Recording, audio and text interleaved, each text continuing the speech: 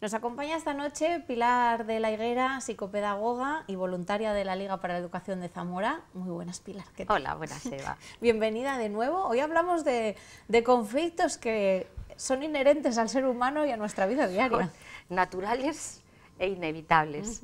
Sí quiero decir que vamos a hablar de los conflictos cotidianos, no de esos conflictos graves que se dan bien por alguna patología o bien también porque en un momento determinado haya un abandono prematuro del menor, situaciones excepcionales.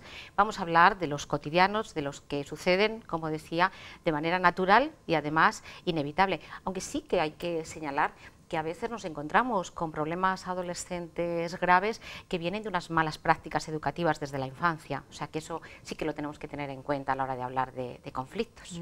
Saber de dónde vienen, ¿no? Sí, y saber que, bueno, que hay que sí, educar en eso. Claro, y empiezan los conflictos, pues los tenemos en todos los ámbitos, a nivel familiar, después a nivel escolar, a nivel de los amigos, a nivel de las relaciones sociales y ya cuando somos ya mayorcitos, pues a nivel de las relaciones laborales.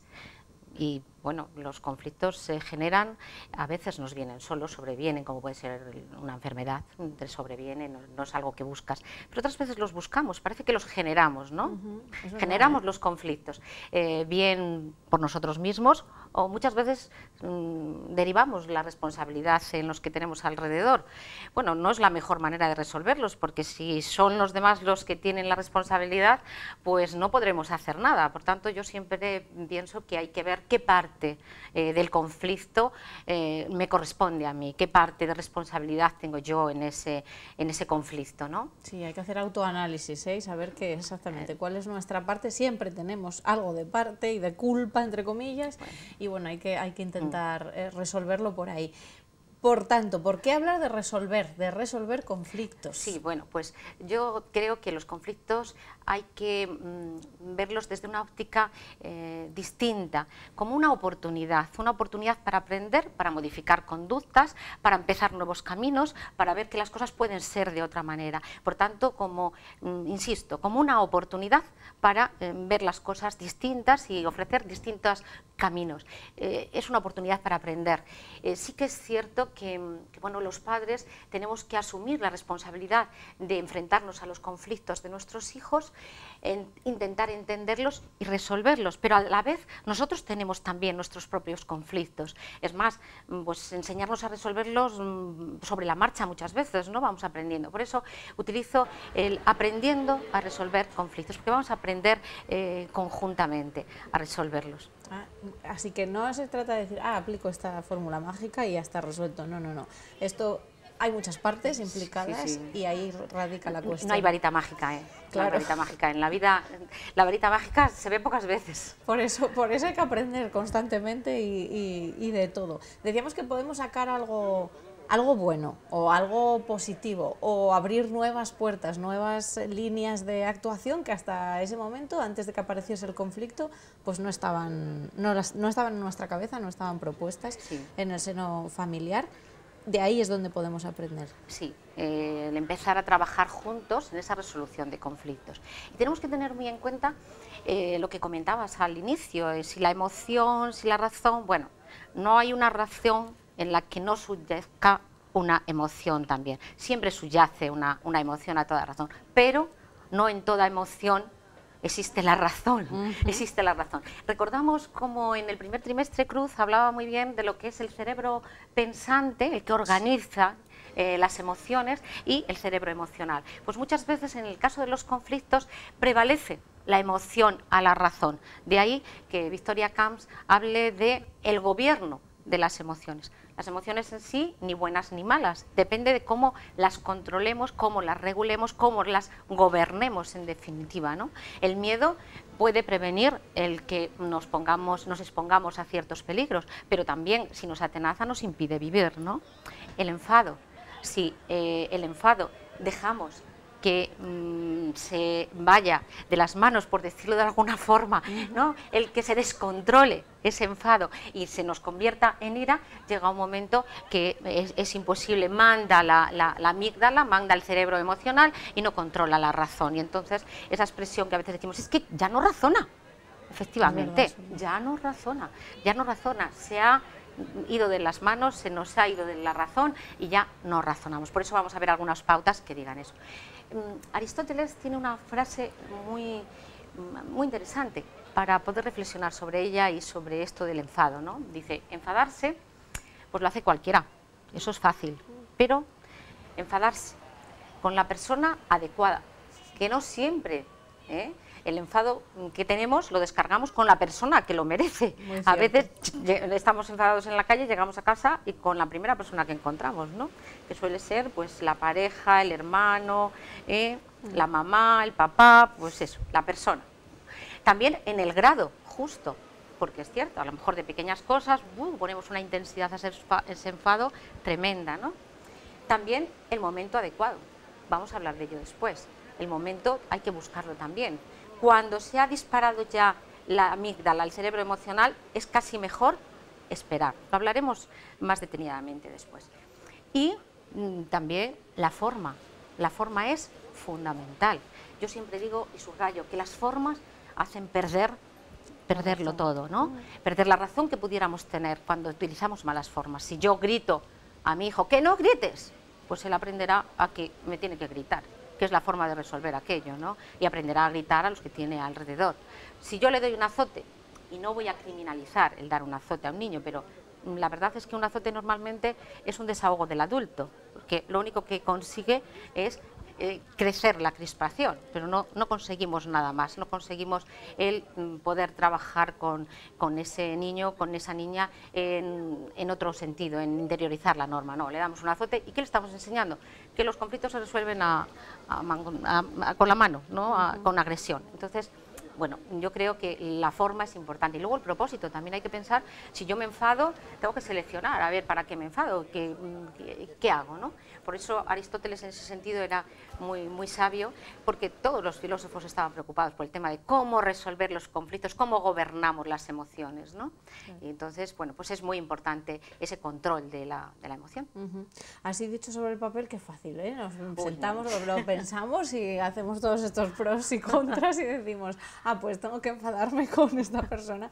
Pero claro, muchas veces eso, nos puede ese cerebro primigenio emocional y ya la razón la dejamos desenchufada y no atendemos a colocarnos en el sitio que debemos para resolver ese conflicto. Bueno, a veces respirar o darse una vuelta es mucho mejor y después pues ya poner todo esto sobre la mesa. Bueno, ¿cómo lo hacemos? ¿Cuáles son esas pautas que podemos dar para resolver conflictos? Hablamos de la familia pues con los niños más pequeños y luego cuando ya están en la adolescencia, que es una época, bueno, pues complicada, vertiginosa, pues como decía Cruz, llena de posibilidades. Llena de posibilidades, bueno, no fácil, pero también, bueno, atractiva, ¿no? Atractiva, porque están aprendiendo a vivir. Le decía yo esta mañana a los chicos y a las chicas que están aprendiendo a conducir su propia vida, ¿no? O sea, y están, bueno, adquiriendo las herramientas para tener el carné, ¿no? Claro. Bueno, yo creo que el carné no lo terminamos nunca de tener conseguido del todo, siempre hay que aprender. Bueno, lo primero que tenemos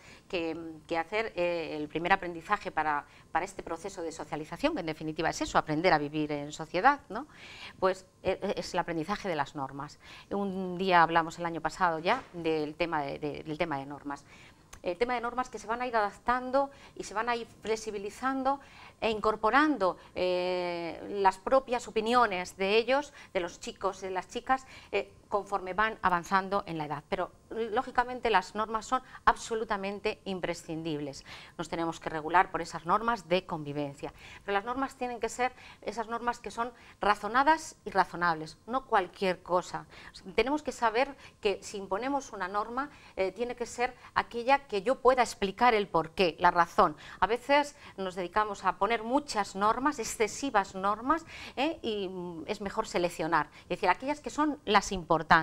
Tengo que seleccionar y sobre todo cuando llegamos a la adolescencia tengo que seleccionar mucho porque, bueno, efectivamente no les podemos cargar de normas porque entonces no nos van a hacer caso a ninguna. Y cuando son pequeñajos exactamente igual. O sea, razonadas, razonables, no muchas y tampoco arbitrarias, tienen que ser coherentes. Nosotros tenemos que saber que yo no puedo aplicar una norma un día sí y otro porque estoy cansada de decir, mira, ya déjame en paz, haz lo que quieras, haz lo que quieras. Pues no puedo, o sea, el título de padre y de madre es que no me lo quitan en un para ratos, no, lo tengo siempre, es una responsabilidad grata que asumimos, ¿no?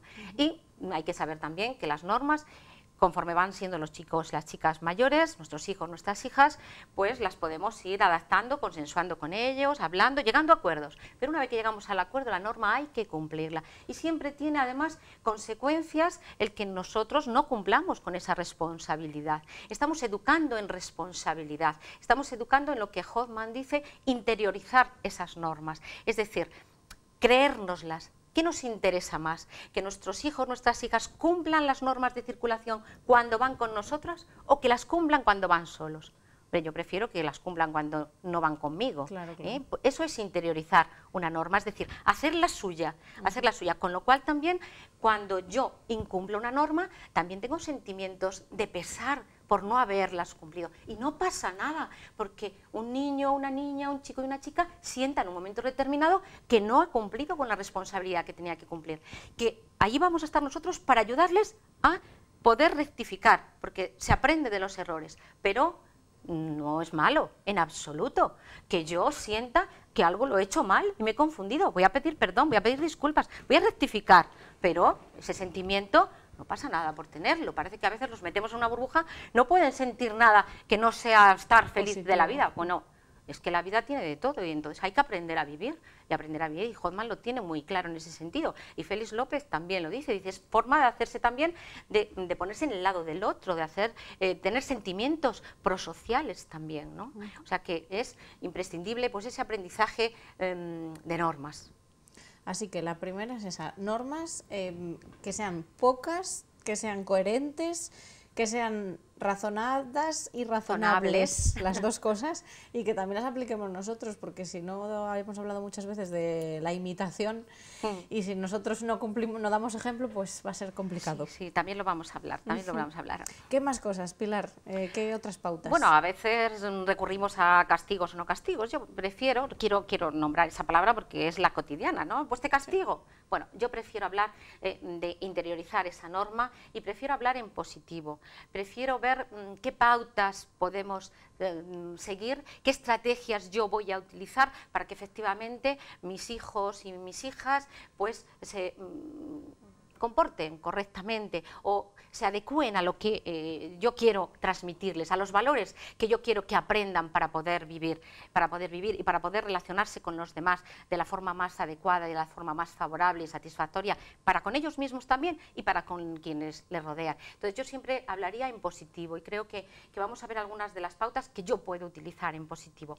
Bueno, pues la primera que podemos hacer es convertir aquella norma también en un reto cuando no se cumple. Y voy a poner un ejemplo que el otro día me lo dio una amiga que decía, bueno, con el tema de los móviles, pues en determinadas edades estamos todos un poco cansados, ¿no? de la excesiva utilización que se hace del móvil. Yo creo que Vicente el otro día daba también unas normas muy claras, ¿no? Muy claras, que tenemos que aplicar, y también lo decía él, los adultos. Pero ella decía lo siguiente, bueno, estaba tan cansada de verla todo el tiempo con el móvil que dije, 3 días sin móvil. Y al día siguiente dije, pues es que creo que me he pasado, pues mejor voy a que solo uno. Bueno, ¿qué vamos a extraer de esto? ¿Qué conclusiones podemos extraer? Primero, si tú has puesto ya una norma, si has dicho o has llegado a una conclusión, 3 días sin móvil, piénsatelo antes. Que sea posible lo que vas a decirles, lo que vas a proponerles o lo que vas a exigirles, a obligarles, ¿no? Porque a veces no es tan posible, ¿no? Pero si tú has dicho que 3 días te lo has pensado antes, pues 3 días. Ahora, lo puedes convertir en un reto, puedes decir, tú y yo, las dos vamos a estar, o los dos vamos a estar sin el móvil, a ver si somos capaces de estar sin el móvil los 3 días. A ver, como reto, vamos a ver si somos capaces. ¿Y qué estamos enseñando? ¿Qué estamos transmitiendo? Cuando termine los 3 días, lo he hecho contigo, pero además me siento orgullosa de haberlo conseguido. Con los pequeñajos hay fórmulas muy fáciles para decir reto también, decir, vamos a ver si en toda esta semana, ellos ya van viendo el calendario, en toda esta semana cumplo el recoger los juguetes. y cada vez que lo cumpla, pues me puedo poner pues, una pegatina, y cuando vaya llegando, voy y lo celebramos. Estoy hablando de celebrar, de los premios hablaré luego, vale. Estoy hablando de lo celebramos juntos, lo celebramos juntos. Bueno, pues le estimula precisamente a que con esfuerzo él puede conseguir las cosas. O sea, que hemos hablado de transformar en reto aquello, de que lo valore antes de decirlo, que valore las consecuencias, es decir, si es posible o no es posible. Yo no puedo decirle a un niño, pues te quedas sin merendar. Pues no, porque la merienda es algo que el niño necesita, ¿para qué se va a quedar sin merendar? O no le puedo decir, pues ya no salimos al parque. Si el parque es una actividad buena para el niño, yo no le voy a castigar a eso. Los castigos, así entre comillas, que yo pienso que siempre es mejor hablar en positivo y de responsabilidades, tienen que tener una relación muy directa con aquello que se ha incumplido. Por ejemplo, si yo no recojo los juguetes, pues mañana estos juguetes no estarán a mi disposición, los tengo que recoger. Si no, no estarán mañana, pueden estar vuelta a estar pasado, pero no mañana. Si yo, como adolescente, dejo toda la ropa tirada, cuando vaya a buscar una camiseta limpia, pues a lo mejor no la tengo, porque mi madre ni mi padre han venido a recoger mi camiseta y meterla en la lavadora. Amigo, ¿qué estoy intentando? Esa responsabilidad, ¿no? Bueno, algo también muy importante es escuchar las razones que ellos tienen, que pueden después modificar aquella norma que yo estoy intentando poner o no, porque una vez que se pone, como decíamos, pues hay que cumplirla, que hay que asumirla, pero sí que puedo hablar con ellos, sobre todo dirigiéndonos a las distintas edades. Yo en los más pequeños seré más directiva, con los más mayores ya incorporaré aquellas opiniones o aquellos aspectos que ellos me incorporen. El escuchar, el hablar, el dialogar, el comunicarse siempre es importante. Igual que el rectificar. Si yo me he confundido, también lo decía Cruz, pues puedo rectificar, puedo enseñar a pedir perdón. Igual que enseño a darle las gracias por aquello que ha hecho bien también y que ha pensado en ti. Es muy bueno que alguna vez que hagan algo por ti, por el padre, por la madre, por el hermano, darle las gracias, qué bien lo has hecho, ¿no? O sea, reconocer aquellos esfuerzos. Bueno, no olvidemos también que enseñar a resolver conflictos, resolverlos con ellos, es enseñar a pensar. Es muy importante detenernos y enseñar a pensar a los chicos y a las chicas, a los niños y a las niñas, identificar por qué estoy enfadada, en qué estoy enfadada, y una vez que lo tengo identificado, también aportar esas soluciones, enseñar a pensar, enseñar a resolver los conflictos. Otro aspecto importante, la serenidad. No es fácil, no es fácil. A veces te hacen perder los nervios, los pequeños, los mayores, en la propia vida. Entonces, bueno, pues como decías antes, hay que respirar hondo, hay que a lo mejor hacer más paseos de los que hacemos, y luego hablaré un momentito de ello. Pero la serenidad es muy importante. A veces estresamos nosotros a los niños, los estresamos porque los metemos en el coche a una actividad, a otra actividad, nuestro propio estrés. Entonces, vivamos, por favor, con serenidad, estemos con ellos, juguemos, leamos, escuchemos, nos acariciemos, un poco de serenidad en la vida. Nos hace falta, porque si no, como decía al principio, generamos los conflictos nosotros, y por una cosa nimia, pues ¡buh! Y además ya sacamos todo, era lo del propósito que decía Aristóteles, sacamos una cosa en la otra, nos enfadamos ¡buh! Y sacamos todo, ¿no? Todos los leones fuera. Entonces vamos a ver si conseguimos esa serenidad, esa tranquilidad para ir creciendo que necesitan los niños, las niñas, y nosotros para disfrutar de nuestros hijos. No sé quién decía de vosotros que se merecen unos padres relajados, relajados, ¿no? Sí, relajados, sí, imperfectos, sí, sí, porque nos confundimos, pero relajados, y eso se puede hacer a veces planificando el tiempo. Las mañanas, si las miramos así por un agujerito de cada casa, a veces son un desastre, corre que te corre, y es por no haber planificado el tiempo adecuadamente. Se planifica qué ropa me voy a poner la noche antes, para no tener que por la mañana ir corriendo a hacerla, los desayunos, es decir, si planificamos el tiempo con serenidad podemos vivir. Y luego algo muy importante, que es el ejercicio físico. Nuestros niños están mucho sentados en el coche, en casa, ante las pantallas. Las pantallas tienen que tener su límite de audiencia, es decir, este momento sí, pero este momento no. Los niños necesitan aire libre, necesitan andar, ir al colegio andando si se puede, ir a correr a los parques. Necesitamos aire de la naturaleza, respirar en la naturaleza y andar, correr. El ejercicio físico produce oxitocina y eso ayuda a relajar.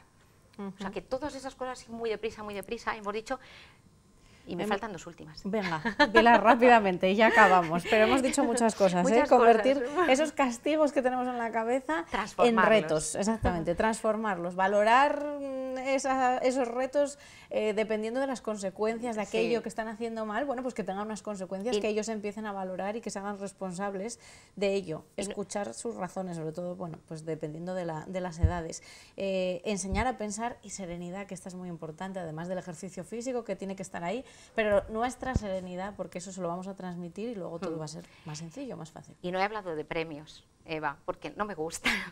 Los premios materiales no me gustan. Me gustan más aquellos reconocimientos o las satisfacciones, subrayo, satisfacciones colectivas, aquellos momentos gratos que yo puedo disfrutar. Mira, te has esforzado mucho en esto, pues vamos a celebrarlo y vamos a hacer la comida que a ti te gusta. Venga, vamos a cocinarla juntos, vamos a hacer algo juntos.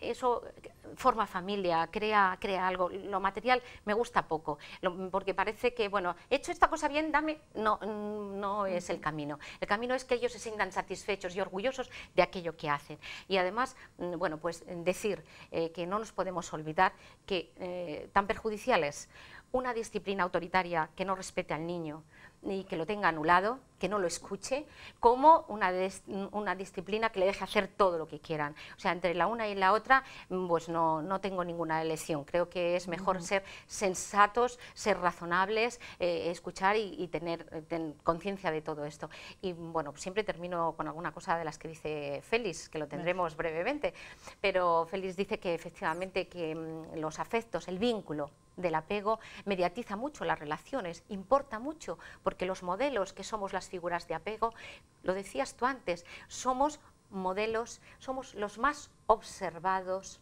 los más queridos, los más imitados y los más respetados, así que lo tengamos muy presente. Pues sí, y cada día, y casi cada minuto, así que bueno, esa serenidad para todo, que eso nos va a dar también una herramienta magnífica para ver en su justa medida todo esto de lo que hemos ido hablando.